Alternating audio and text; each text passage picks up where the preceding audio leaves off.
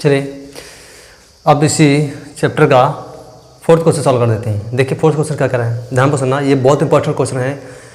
इस टाइप के question exam में बहुत ज़्यादा पूछे जाते हैं। एक नाव से रिलेटेड, एक ये कारों से रिलेटेड, मतलब चालों से रिलेटेड वाले क्वेश्चन एग्जाम में ज़्यादा पूछने के चांस रहते हैं, समझ रहे हो। तो इसको ध्यान से सुनना, बहुत इंपॉर्टेंट क्वेश्चन होने वाला है। इस वीडियो का सबसे मोस्ट इंपॉर्टेंट क्वेश्चन हमारी दृष्टि से शायद यही होने वाला है। तो चलिए देखते हैं क्वेश्चन क्या कह रहा है।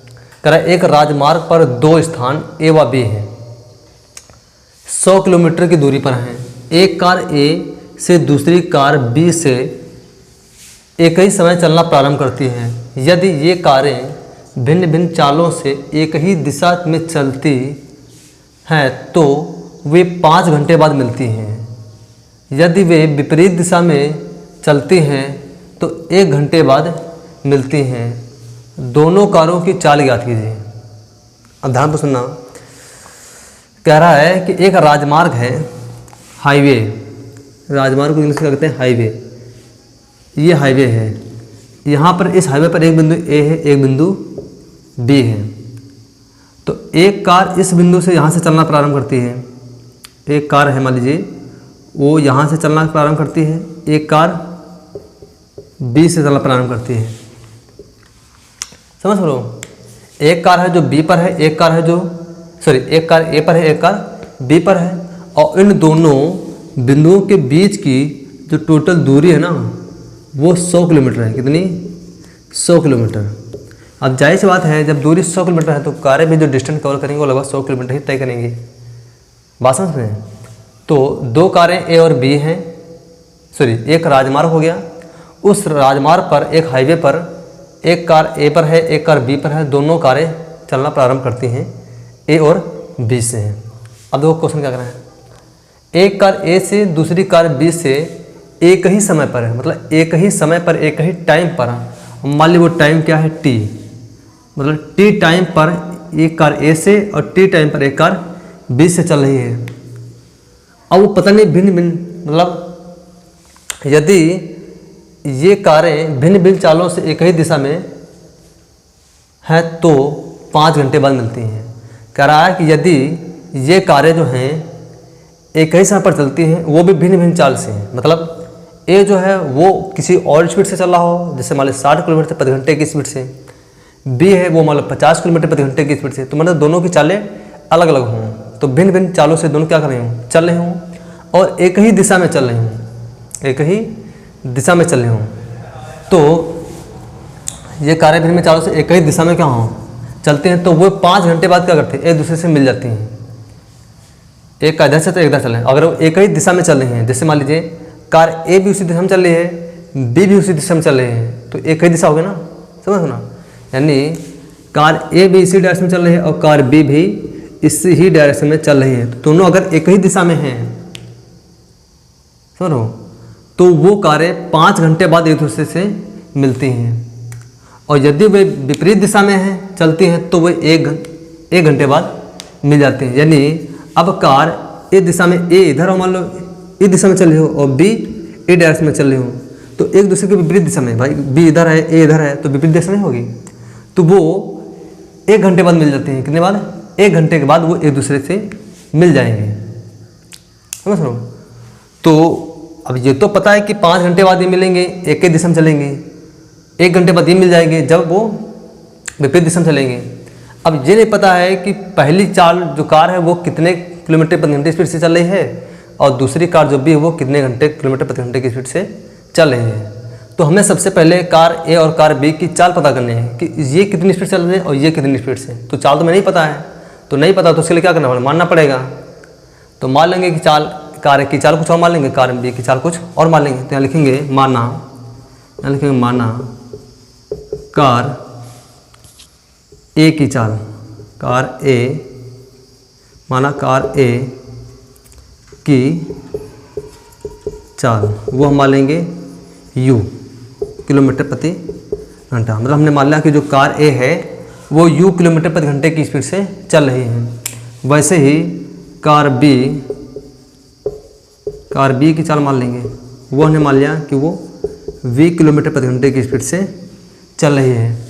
बस में अब ध्यान पर देखिए, अब इसमें एक टर्म लिखा है, ये क्या है, ये एक दिशा में, एक ही दिशा, और ये क्या है, विपरीत दिशा। तो एक बात में ध्यान रखना, जब वर्ड में विपरीत दिशा, एक ही दिशा, अनुकूल दिशा, प्रतिकूल दिशा जैसे टर्म आए हैं, तो अगर चाहे वो नाव के केस में हो चाहे किसी केस में, अगर वो एक ही दिशा में चल रही हैं तो वहाँ चालों को सदैव माइनस किया जाएगा। इस बात का ध्यान रखना, वहाँ चालों का सदैव क्या निकालोगे, डिफरेंस। और जहाँ दोनों कार्य विपरीत दिशा में हों वहाँ चालों को ऐड कर देना है।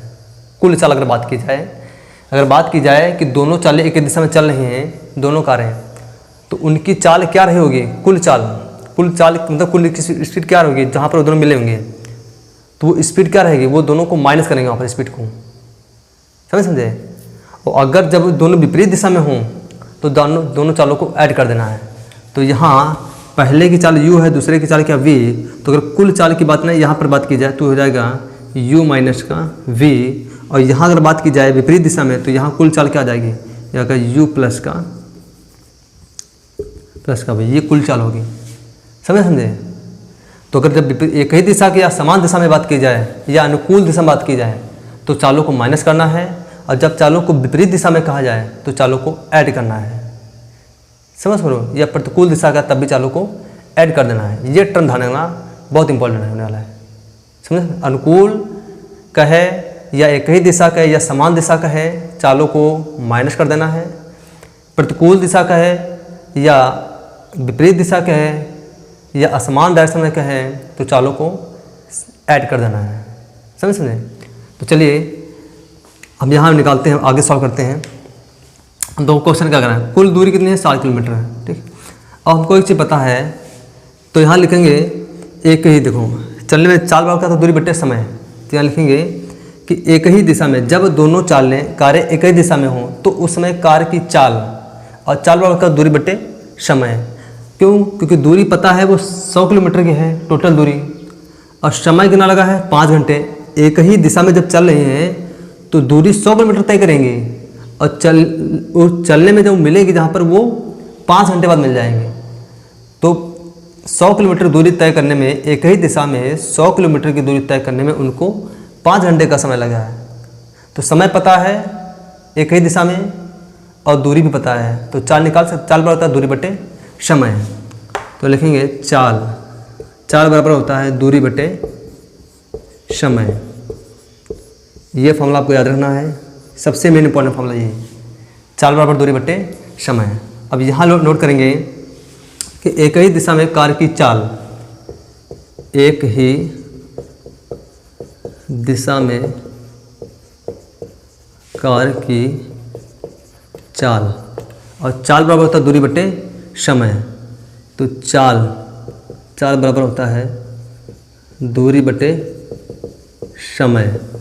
अब चाल क्या है, एक ही दिशा में चल रहे हैं तो चाल को सब्सट्रैक्ट करेंगे, मतलब u माइनस का v, तो u माइनस का v, दूरी कितनी है 100 बटे समय कितना लगा है 5 घंटे। जब वो एक ही दिशा में चले तो 5 घंटे का समय लगा है, तो इसमें हो जाएगा 5 डिवाइड 5 का 5 वैसे हम 100, यानी u minus v equal to कितना आ गया 20। इसको समीकरण फर्स्ट मानेंगे, जब इसको फर्स्ट मान लिया इसको अंदर प्लस अंदर कहाँ जाएगा माइनस में, तो u माइनस का v माइनस का 20 बराबर में 0।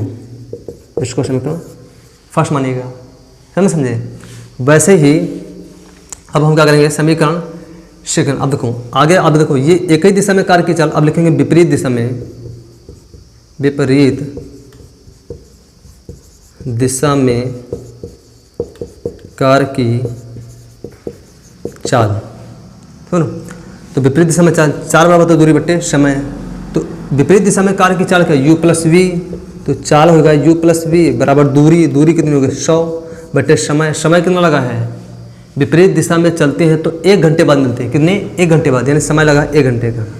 अब 1 को 100 से भाग करोगे तो 100 ही आएगा, यानी u plus v equal to हो गया 100, और 100 प्लस अंदर कहाँ जाएगा माइनस में, यानी u प्लस वी माइनस का 100 समीकरण बराबर में 0 समीकरण सेकंड।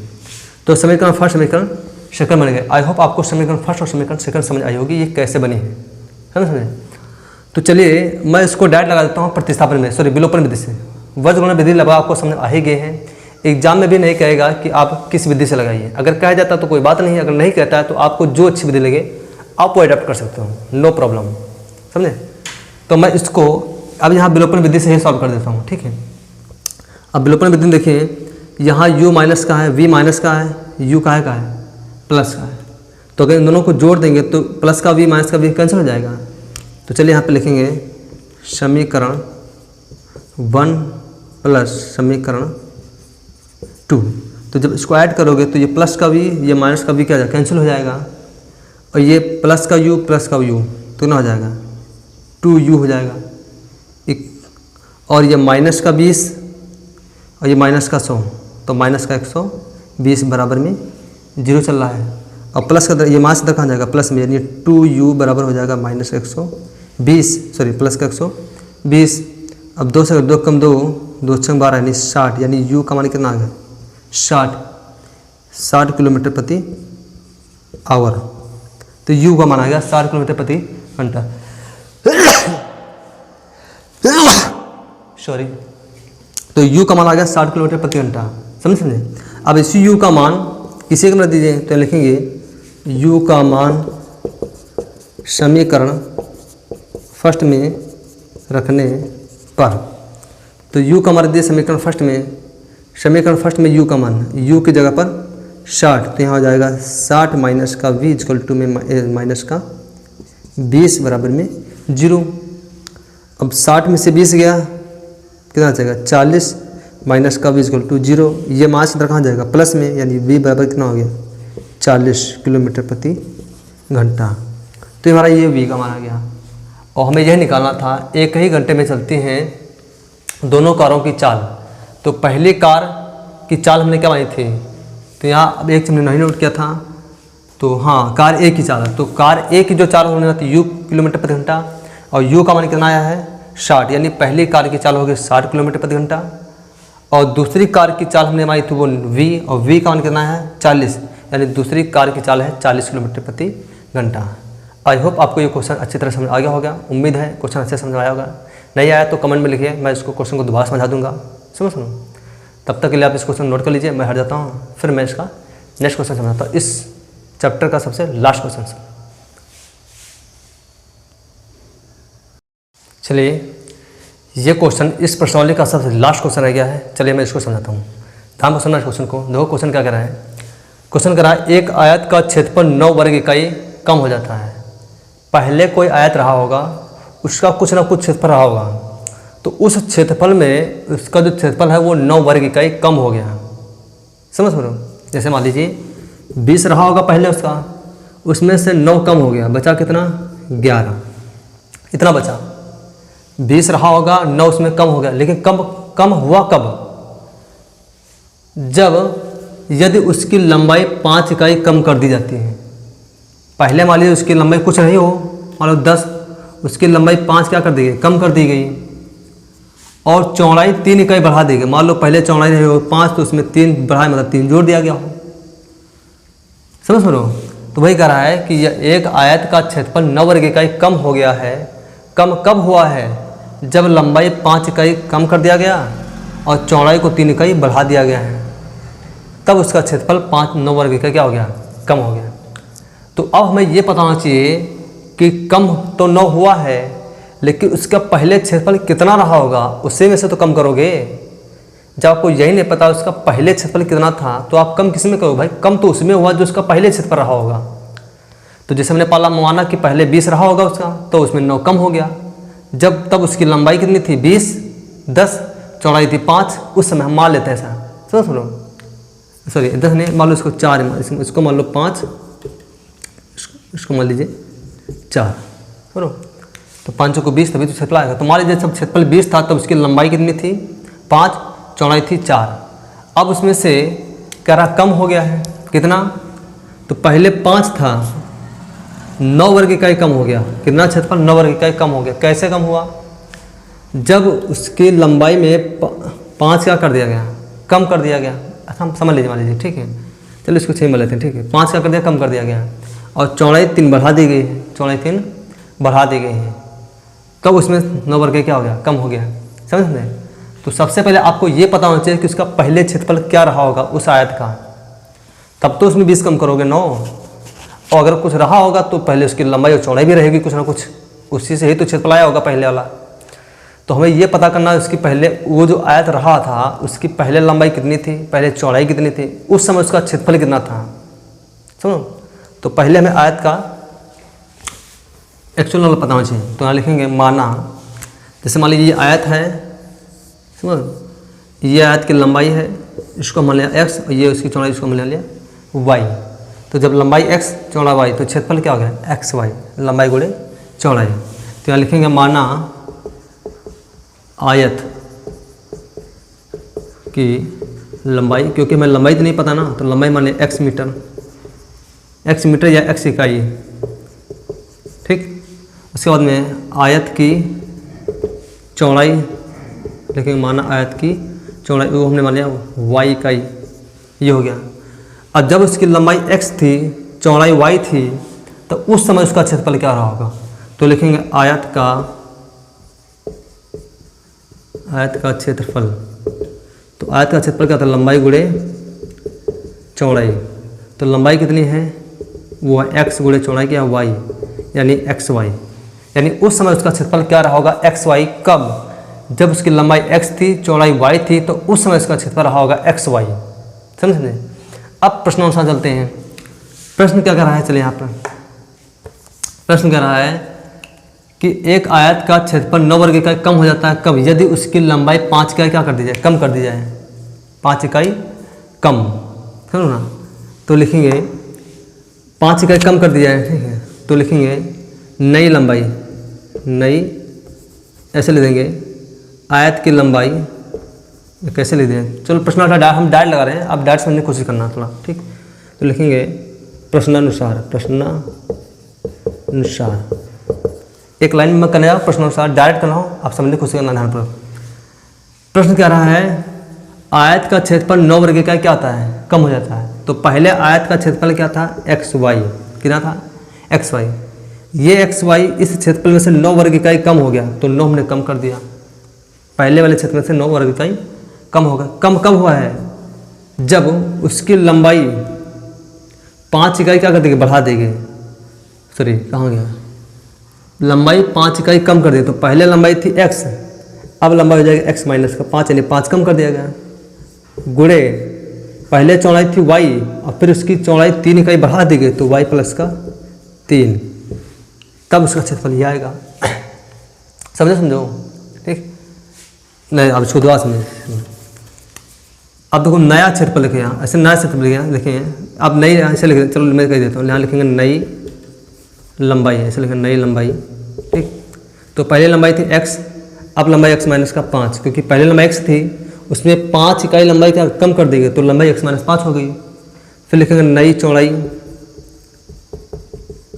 तो वो y प्लस का 3, क्योंकि पहले y थी फिर 3 इकाई क्या कर बढ़ा दी गई, तो 3 इसमें जोड़ दिया गया, समझो। तब लिखेंगे प्रश्नानुसार। अब नया क्षेत्रफल लिखेंगे, अब लिखेंगे नया क्षेत्रफल, नया आयत का क्षेत्रफल। तो क्षेत्रफल था लंबाई गुणे चौड़ाई, तो लंबाई तो हो गई x माइनस का 5 और गुणे चौड़ाई हो गई y प्लस का 3, तो आयत का क्षेत्रफल ये आ गया। अब प्रश्न क्या कर रहा है, प्रश्नानुसार यहाँ चलेंगे, प्रश्नानुसार।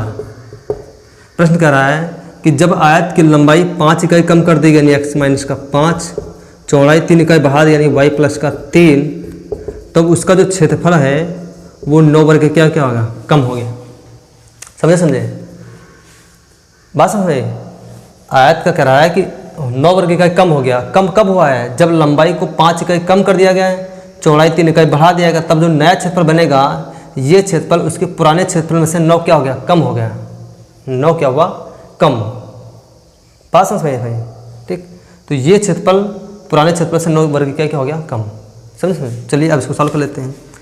अब इस पूरे टर्म को एक बार इस पूरे टर्म को उठाएंगे, एक बार x के साथ मल्टीप्लाई, एक बार 5 के साथ मल्टीप्लाई। तो यहाँ लिखेंगे x गुणे में y प्लस का 3 और ये माइनस का 5 गुणे में y प्लस का 3 equal to x y minus का 9। चलिए सॉल्व करते हैं, हम यहाँ पर इसको ऊपर सॉल्व करते हैं।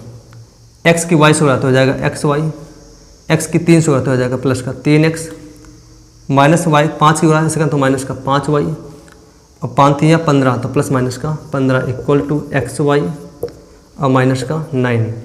एक्स वाई से एक्स वाई कैंसिल हो जाएगा तो बचेगा 3x माइनस का 5y, और ये माइनस का 15 है ना, ये माइनस अंदर कहाँ जाएगा प्लस में, तो माइनस का 15 प्लस का 9 इक्वल टू 0, यानी 3x माइनस का 5y, और 15 में से 9 गया तो 9 6 15 यानी प्लस का 6 सॉरी माइनस का 6। समीकरण फर्स्ट बराबर में 0।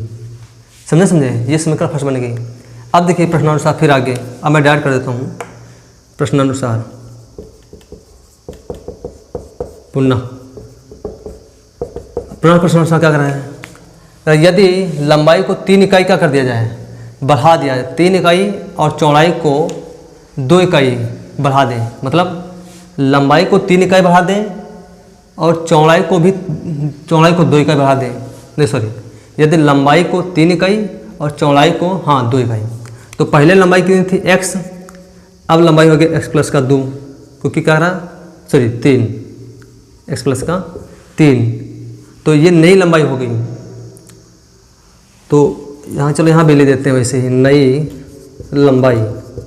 तो पहले लंबाई हमारी क्या थी x, अब 3 इकाई क्या कर बढ़ा देगा तो x प्लस का 3, फिर लिखा नई चौड़ाई, ठीक। तो पहले चौड़ाई हमारी क्या थी y, अब उसमें चौड़ाई को 2 वर्ग इकाई क्या बढ़ा दिया गया, तो चौड़ाई 2 वर्ग इकाई यानी x प्लस का 2 सॉरी y प्लस का 2। तो नया क्षेत्रफल यहाँ हो जाएगा, नया क्षेत्रफल यानी लंबाई गुणे चौड़ाई, तो लंबाई x प्लस 3, चौड़ाई हो गई y प्लस का 3। तो ये जो नया क्षेत्रफल आया ना, ये जो नया क्षेत्रफल आया है वो पुराने वाले क्षेत्रफल से 67 वर्ग इकाई क्या बढ़ जाता है।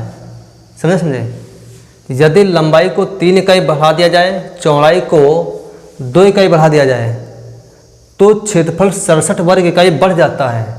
यानी अब जो ये नया क्षेत्रफल आया है, ये नया क्षेत्रफल कब, जब लंबाई को 3 इकाई चौड़ाई को 2 इकाई बढ़ाया गया, तब जो नया क्षेत्रफल जो बना है, ये नया क्षेत्रफल ये पुराने वाले क्षेत्रफल से 67 वर्ग इकाई बढ़ जाएगा।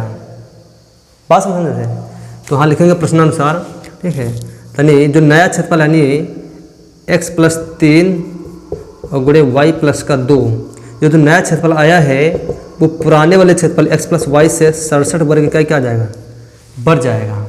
जैसे यहाँ लिखा था कि जो नया क्षेत्रफल आया था, ये नया क्षेत्रफल पुराने वाले क्षेत्रफल से 9 वर्ग इकाई कम हो जाएगा। कब, जब लंबाई 5 इकाई चौड़ाई को 5 इकाई कम, 2 चौड़ाई को 3 इकाई बढ़ा जाता है। समझे, आई होप बातें क्लियर हो रही होंगी। सही, तो वही बात यहाँ भी लिखा है कि जब लंबाई को 3 इकाई बढ़ाया गया, चौड़ाई को 2 इकाई बढ़ाया गया, तब जो नया क्षेत्रफल बनेगा, ये नया क्षेत्रफल जो है वो पुराने वाले क्षेत्रफल से 67 वर्ग इकाई बढ़ जाएगा।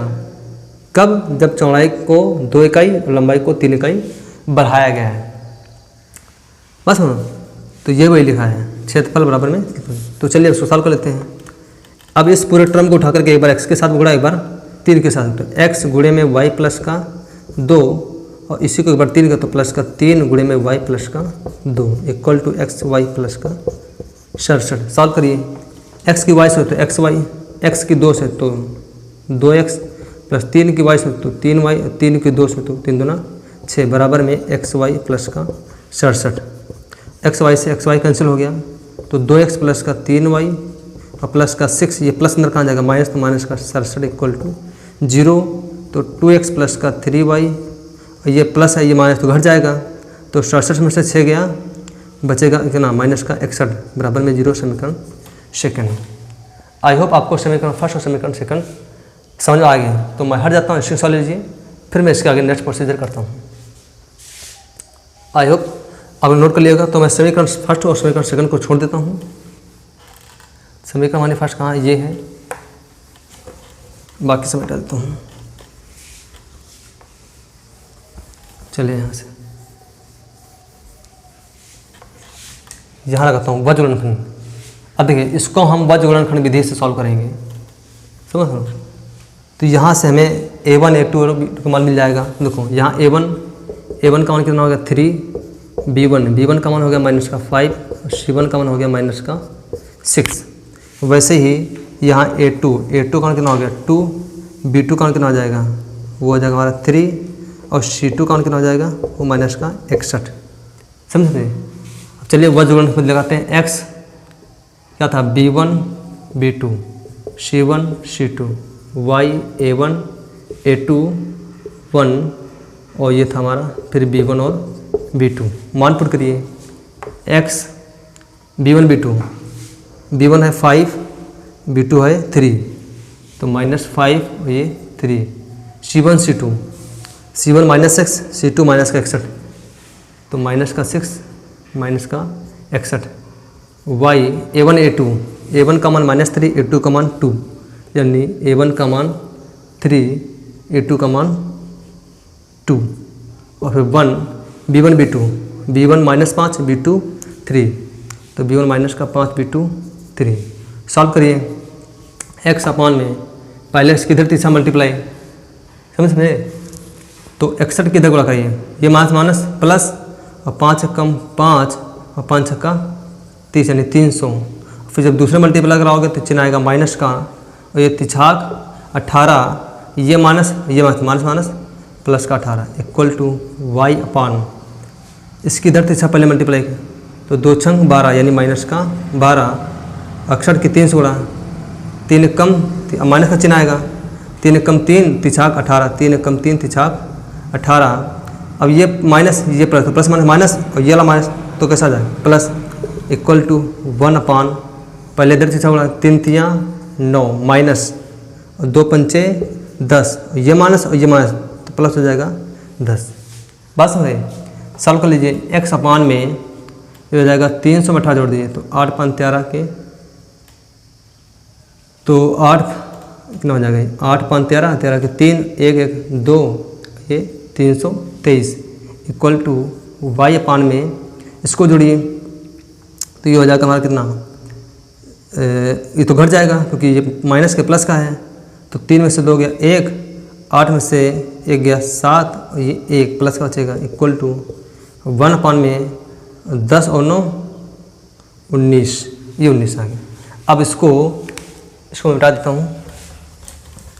अब इस अचर वैल्यू को, इस वाली अचर वैल्यू को एक बार इसके बराबर एक बार इसके कुल में पुट करना है, तो वहाँ से x और y का मान निकाला है। तो x अपान में 323 इक्वल टू 1 अपान में 19, ये इधर कहाँ में, बट्टे में इधर कहाँ जाएगा, गुणे में, तो x बराबर हो जाएगा 323 बट्टे में 19, और 19 से इसको डिवाइड करिए, 19 से कम 19, यहाँ कितना बचेगा, चलिए भाग करके देख देते हैं। 19 को भाग करते हैं किससे, 323 से, तो 19 से कम 19, तो यहाँ बचेगा 12, 12 में से 9 गया, और ये 9 3 12, यहाँ 1 फिर 31, तो ये कुछ शायद पॉइंट में लगे, इसको काट के देखिए, हमें भी कंफर्म नहीं पता चल रहा है कितना आएगा, कुछ वैल्यू पॉइंट में जा रही है। चलिए मैं पता करके देखता हूँ।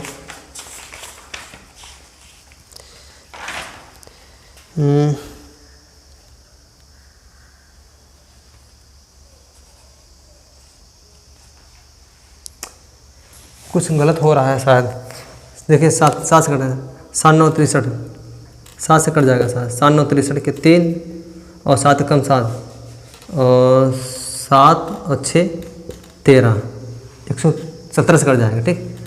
7 9 63 के 3, और 7 कम 7, और 7 6 13, 133, यानी 117, कितना है 17।